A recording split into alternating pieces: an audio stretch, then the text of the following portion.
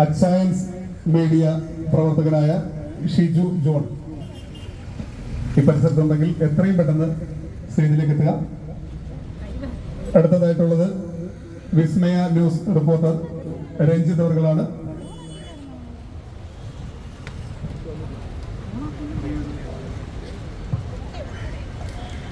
വിസ്മയ ന്യൂസിന്റെ രഞ്ജിത്ത് അവർകൾ ഈ പരിസരത്ത് എത്തിച്ചേർന്നിട്ടുണ്ടെങ്കിൽ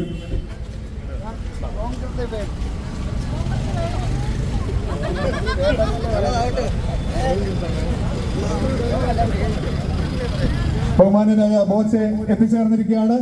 ഏവരുടെയും ഹർഷാരവങ്ങളോടെ നമ്മളുടെ പ്രിയങ്കരനായ ബോച്ചെ എത്തിച്ചേർന്നിരിക്കുന്നു. മലയാളക്കര നെഞ്ചിലേറ്റിയ നമ്മുടെ പ്രിയങ്കരനായ ബോച്ചയ്ക്ക് ഈ വേദിയിലേക്ക് സഹർഷമായ സ്വാഗതം അറിയിച്ചുകൊള്ളുന്നു.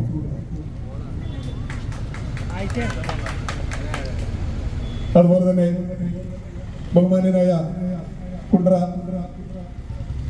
MLA, ഈ നാടിന്റെ സ്വകാര്യ അഹങ്കാരം, നമ്മളുടെ എല്ലാം പ്രിയങ്കരനായ ശ്രീ PC വിഷ്ണുനാഥ് അവരെ ഹൃദയപൂർവ്വം സ്വാഗതം ചെയ്യുന്നു.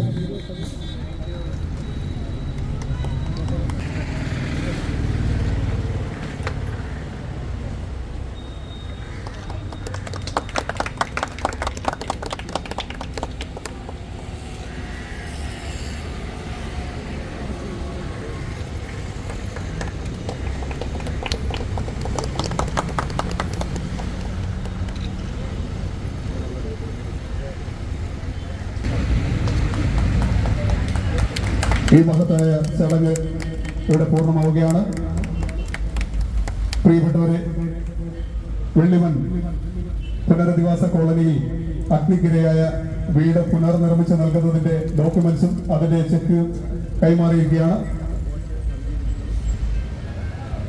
ഇനി ഈ പ്രോഗ്രാം വിഷ്വലൈസ് ചെയ്ത് ബഹുമാന്യനായ ബോച്ചയുടെ അടുത്തെത്തിച്ച ചാനൽ പ്രവർത്തകരെ അനുമോദിക്കുന്ന ഒരു ചടങ്ങാണ്. ഈ മഹത്തായ ചടങ്ങിലേക്ക് ഓരോരുത്തരെയായി ക്ഷണിക്കുകയാണ്. അവരെ ബഹുമാന്യനായ ബോച്ചയും നമ്മുടെ PC വിഷ്ണുനാഥ് അവർകൾ കൂടി ആദരിക്കുന്നതാണ്. ഈ ആയിഷ മോളുടെ കഥ, ജീവിത ദയനീയമായ ഈ കഥ ബോച്ചയുടെ ശ്രദ്ധയിലെത്തിച്ച വില്ലേജ് മീഡിയ, അതിന്റെ അനീഷ എന്ന പ്രവർത്തകയും ഒപ്പം അതിന്റെ ക്യാമറ വർക്ക് ചെയ്യുന്ന ഷംല എന്നിവരെയും വേദിയിലേക്ക് സ്വാഗതം ചെയ്യുന്നു.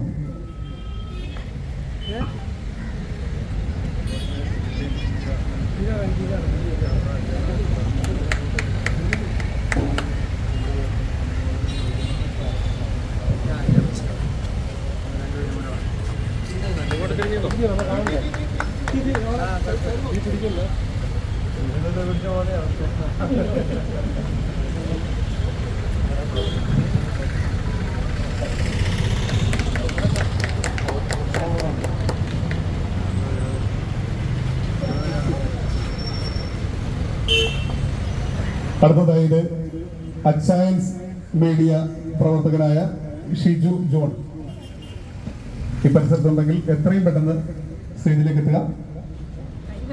അടുത്തതായിട്ടുള്ളത് വിസ്മയ ന്യൂസ് റിപ്പോർട്ടർ രഞ്ജിത്ത് അവർകളാണ്.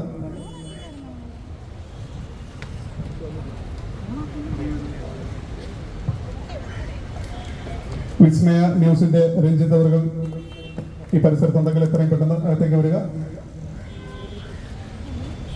അതുപോലെ തന്നെ അടുത്തത് വിപിൻ വി ചാനൽ ഓപ്പറേറ്റർ, അദ്ദേഹത്തിന് പകരമായിട്ട് ഇവിടെ എത്തിച്ചേർന്നിട്ടുള്ളത് അനസ് വിലയന്തൂർ, അദ്ദേഹത്തിനെ ക്ഷണിച്ചുകൊള്ളുന്നു.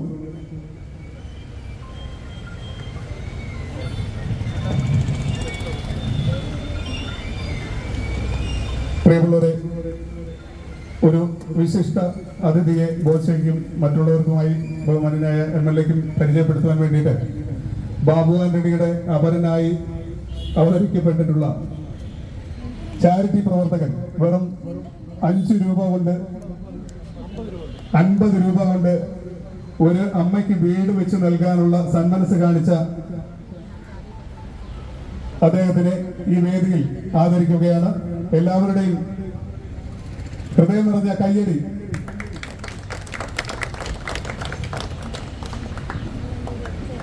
തുടർന്നും അദ്ദേഹത്തിന് ഇത്തരം പ്രവർത്തനങ്ങൾ, ചാരിറ്റി പ്രവർത്തനങ്ങൾ ചെയ്യാനുള്ള ആർജവം ഉണ്ടാകട്ടെ എന്ന് പ്രാർത്ഥിക്കുന്നു.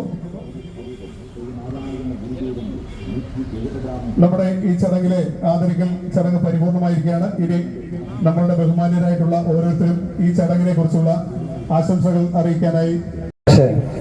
ഈ സൽക്കർമ്മത്തിന് സാക്ഷിയാകാൻ ഞാനും അവിടെ ഉണ്ടാകും എന്ന് അവരെല്ലാം അറിയിക്കുകയുണ്ടായി. കാരണം അദ്ദേഹം ശ്രീ ബോച്ചെ കേരളത്തിലുടനീളം നമ്മുടെ സഹായം ആവശ്യമുള്ള ഏറ്റവും സാധാരണക്കാരായ സമൂഹത്തിലെ പാവങ്ങൾക്ക് വേണ്ടി നടത്തുന്ന ജീവകാരുണ്യ പ്രവർത്തനങ്ങളുടെ വാർത്തകൾ മാധ്യമങ്ങളിലും സമൂഹ മാധ്യമങ്ങളിൽ കൂടി നിരന്തരമായി നമ്മൾ അറിയുകയും മനസ്സിലാക്കുകയും ചെയ്തുകൊണ്ടിരിക്കുകയാണ്. ഞാനിതിനു മുൻപ് ചെങ്ങന്നൂരിലെ MLA ആയിരുന്നപ്പോഴാണ് അദ്ദേഹം വലിയ ഒരു മൂവ്മെൻ്റ് എന്ന നിലയിൽ ഒരു റൺ നടത്തിയത്. സാമൂഹ്യ പ്രവർത്തനത്തിൻ്റെ വിപുലമായ സന്ദേശങ്ങളെ ഉൾക്കൊള്ളുന്ന ആ റണ്ണ് ചെങ്ങന്നൂരിലെത്തിയപ്പോൾ അവിടുത്തെ പൗരാവലിക്ക് വേണ്ടി അതിന് സ്വീകരണം കൊടുത്തത് അന്നത്തെ അവിടെ MLA ആയിരുന്ന ഞാനായിരുന്നു. അതിനുശേഷം അദ്ദേഹവുമായി ഏതെങ്കിലുമൊക്കെ പാവപ്പെട്ട ആളുകളുമായി ബന്ധപ്പെട്ട കാര്യങ്ങൾ വരുമ്പോൾ അദ്ദേഹത്തിൻ്റെ പേര് ഓർമ്മയിൽ വരികയും അദ്ദേഹത്തെ ബന്ധപ്പെടുകയും അതിൻ്റെ ജെന്യൂൻനെസ് മനസ്സിലാക്കിയാൽ, അത് ജെന്യൂനായ ഒരു കേസാണ് എന്ന് മനസ്സിലാക്കിയാൽ അദ്ദേഹം അതിനെല്ലാം വേണ്ട സഹായങ്ങൾ ചെയ്തു കൊടുക്കുകയും ചെയ്യുന്ന ഒരു അനുഭവം വ്യക്തിപരമായി എനിക്കുണ്ട്. അതുകൊണ്ട് അദ്ദേഹത്തിന് കൂടുതൽ നന്മകൾ ചെയ്യാനുള്ള അവസരമുണ്ടാകട്ടെ എന്ന് ആശംസിക്കുന്നു. ഈ നട്ടുച്ച സമയത്ത് എല്ലാവരും വെയിലത്ത് നിൽക്കുമ്പോൾ ഞാൻ ഒരുപാട് നേരം പ്രസംഗിക്കുന്നത് ഉചിതമല്ല. ഐഷ മോളുടെ വീട് എത്രയും വേഗം പൂർത്തിയാക്കണം. ഇതിൻ്റെ ചുമതല ഏറ്റെടുത്ത കരാറുകാരൻ ഇവിടെ ഉണ്ടോ? അപ്പോൾ അദ്ദേഹത്തോട് എനിക്ക് പറയാനുള്ളത്, സമയബന്ധിതമായി തന്നെ 100 ദിവസം, 100ാമത്തെ ദിവസം അദ്ദേഹം ഇവിടെ എത്തുമ്പോൾ നമ്മളെല്ലാം കൂടെ നിന്ന് അത് താക്കോല് കൈമാറി അവർ താമസം ആരംഭിക്കുന്നതിനുള്ള നടപടി ഉണ്ടാകണം. അത് അങ്ങയുടെ ഉത്തരവാദിത്വമാണ്.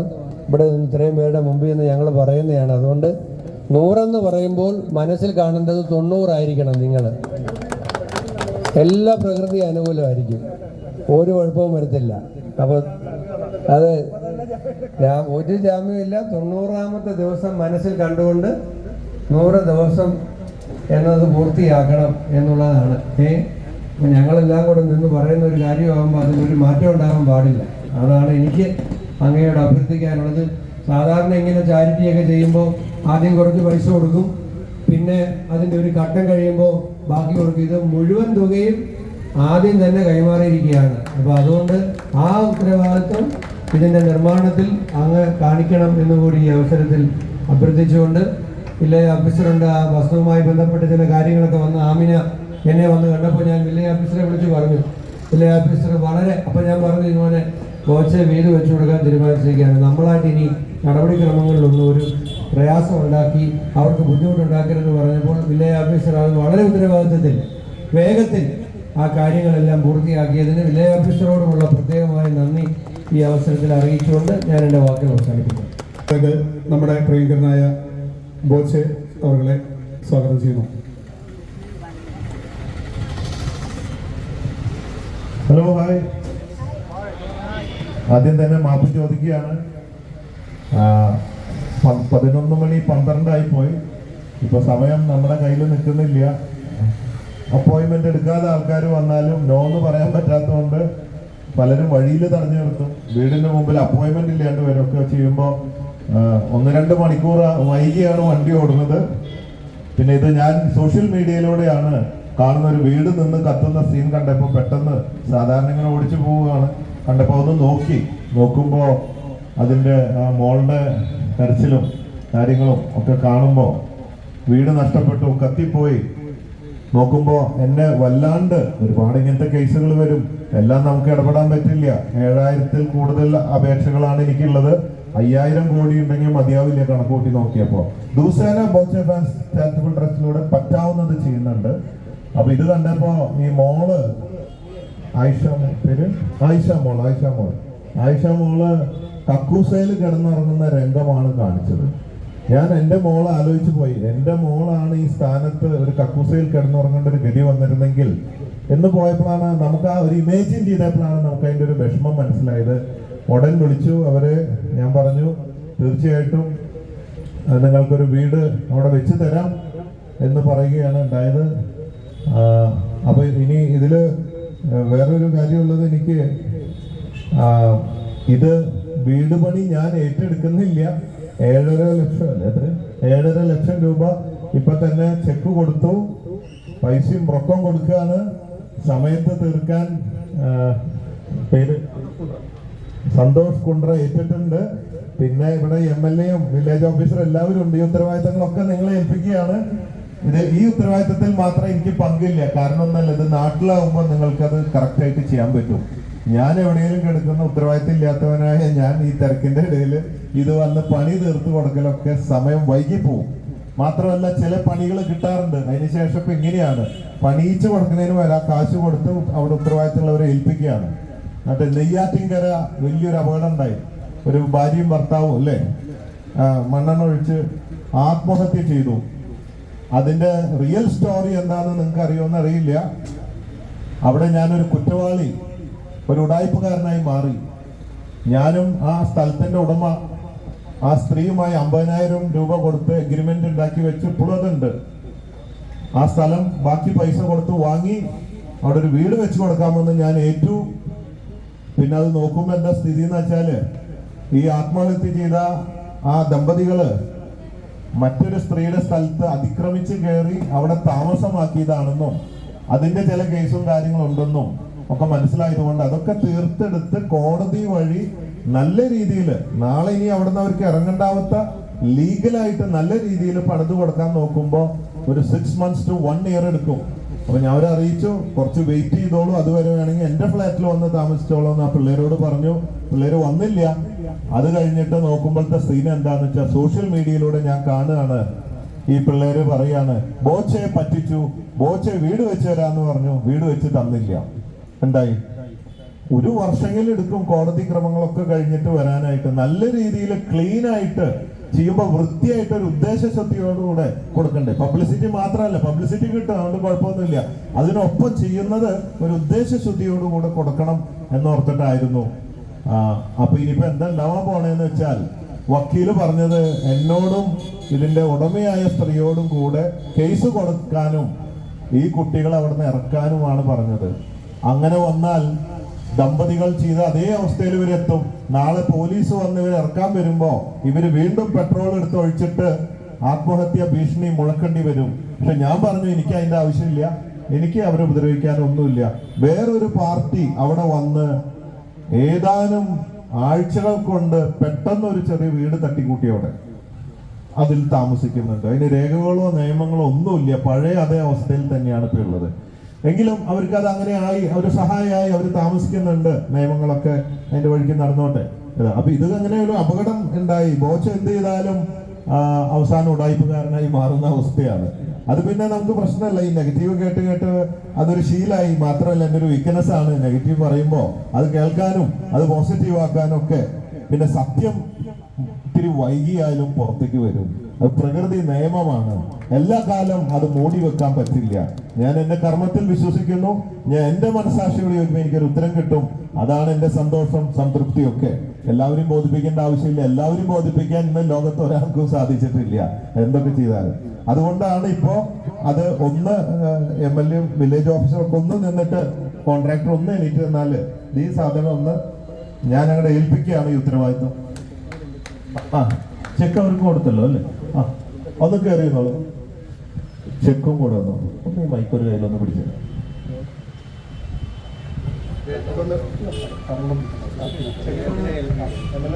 ചെക്കും ഡോക്യുമെന്റ്സും സന്തോഷ് ഉണ്ടെങ്കിൽ വരണം. അപ്പൊ ഇതൊക്കെ ഇവിടെ ഏൽപ്പിക്കുകയാണ്. ഈ നാട്ടില് ഇവിടുത്തെ ഏറ്റവും പ്രധാനപ്പെട്ട ആൾക്കാരെ ഏൽപ്പിച്ചിരിക്കുകയാണ്.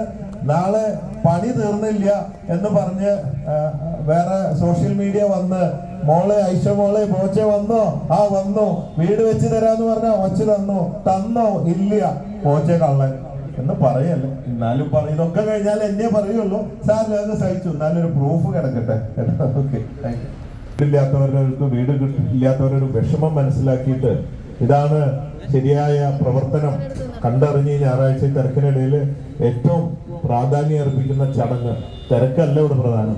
അതിനെത്തി വില്ലേജ് ഓഫീസർ, പഞ്ചായത്ത് മെമ്പർ, മറ്റു പല വ്യക്തികളും എല്ലാവരും ഇവിടെ എത്തി നല്ലൊരു കർമ്മത്തിന് ഈ ഞായറാഴ്ച എല്ലാം മാറ്റിവെച്ച് വന്നു.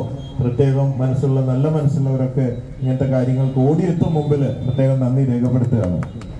നമ്മളുടെ എല്ലാം പ്രിയങ്കരനായ ബോച്ചെ, നമ്മുടെ പ്രിയ MLA, മറ്റ് വിശിഷ്ട വ്യക്തികളെ, ഈ ചടങ്ങിൽ പങ്കെടുത്ത നാട്ടുകാരെ, എൻ്റെ വില്ലേജ് പരിധിയിൽ ഇങ്ങനെ ഒരു അനിഷ്ട സംഭവം ഉണ്ടായപ്പോൾ നമ്മൾ അത് എങ്ങനെ പരിഹരിക്കണം, ഏത് രീതിയിലുള്ള ഒരു സൊല്യൂഷൻ കണ്ടെത്താൻ കഴിയുമെന്നുള്ള വിഷമിച്ചിരിക്കുമ്പോഴാണ് പ്രിയപ്പെട്ട ബോച്ചെ ഇത് മുന്നിട്ട് വന്ന് അവർക്കൊരു നല്ല സഹായം, അല്ലെങ്കിൽ ഒരു വീടെന്നുള്ളൊരു സ്വപ്നം അവർക്ക് സാധ്യമാകത്തില്ല എന്ന് എനിക്ക് ഉറപ്പുണ്ട്. അങ്ങനെ അവർ സഹായിച്ചതിനും എല്ലാം നന്ദി അറിയിക്കുന്നു.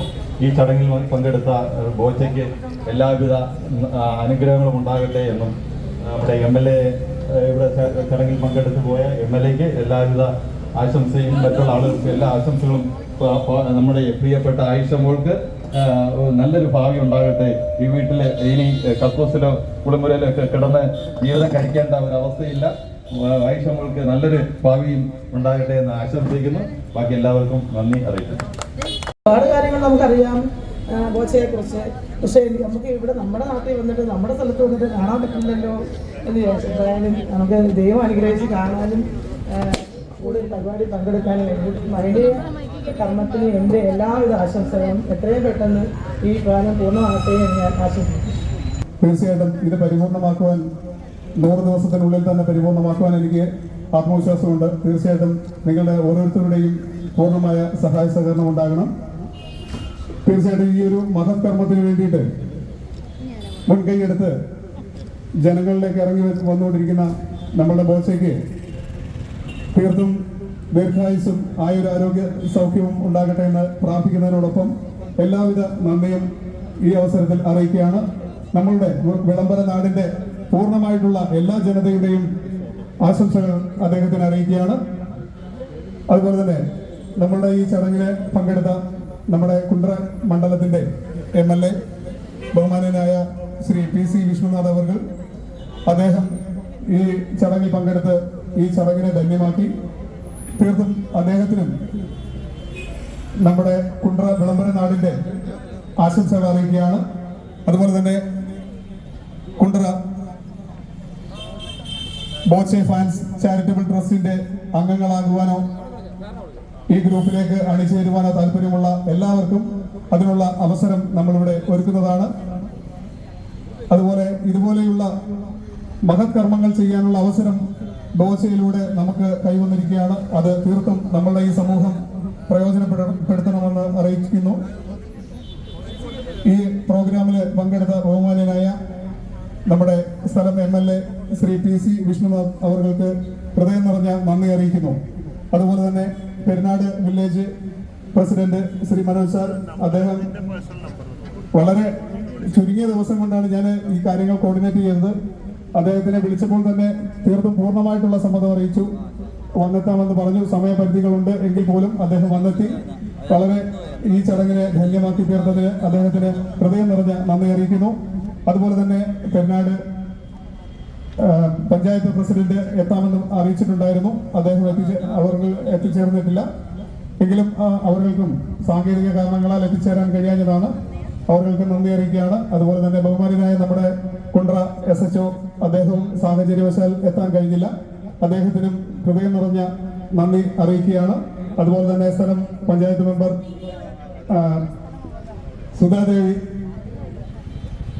അവർക്കും ഈ പ്രോഗ്രാം ധന്യമാക്കിയതിൽ ഹൃദയം നിറഞ്ഞ നന്ദി അറിയിക്കുന്നു. അതുപോലെ തന്നെ കുണ്ട്ര ബോച്ചെ ഫാൻസ് ചാരിറ്റബിൾ ട്രസ്റ്റിന്റെ ഭാരവാഹികളുടെ ക്ഷണപ്രകാരം ഇവിടെ എത്തിച്ചേർന്നിട്ടുള്ള എല്ലാവർക്കും ഈ പ്രോഗ്രാം വിജയിപ്പിച്ച എല്ലാവർക്കും ഹൃദയത്തിന്റെ ഭാഷയിൽ നന്ദി അറിയിക്കുന്നു. തീർത്തും തുടർന്നുള്ള എല്ലാ ബോച്ചയുടെ ഫാൻസ് ചാരിറ്റബിൾ ട്രസ്റ്റുമായി പൂർണ്ണമായിട്ടും ഈ നാട്ടിലെ എല്ലാ നല്ലവരായ ജനങ്ങളും സഹകരിച്ച് നമ്മളുടെ നാടിന്